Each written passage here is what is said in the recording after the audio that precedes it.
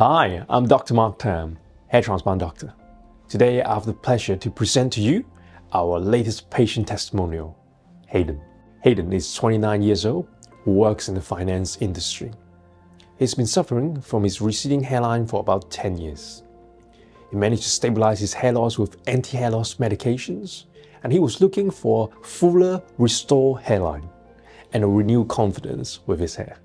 Let's hear it from Hayden. Hi, I'm Hayden and I'm 30 years old, working in financial services in London. I first noticed my hair loss in my early 20s whilst at university, and it was quite slow at first, but then progressed quite a lot in my mid to late 20s. Here are the technical details.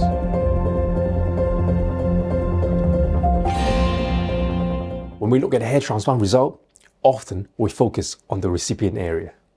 But the donor area is equally important. Donor area is a limited resource, and you might need to use that in the future. Here is a couple of things we do to look after your donor area to make sure it looks good, even after a transplant with minimal signs, but also to preserve in the best way possible, so in case you need it in the future. We want to space out the extraction appropriately. When we take a hair follicle from this particular space, we want to make sure the neighboring follicles is left alone. We go another place to extract another follicles there. Often it's a balance between achieving the target graft number and spacing out appropriately. For Hayden, we've spread his extraction over his entire donor area. For the donor area, I generally like to use smaller FUE punches. Our typical size range from 0.85mm to 0.75mm in diameter, and that's very small.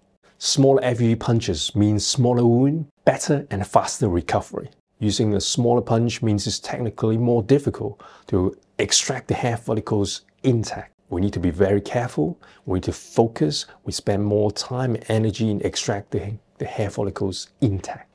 There's some research suggesting that smaller FUE punches gives better regrowth. Now, before you get too excited, we don't want to over-exaggerate the effect of regrowth in the donor area because it's variable and it's only a small percentage. But it's good to know what we're doing is helping your donor and preserve it better for future use.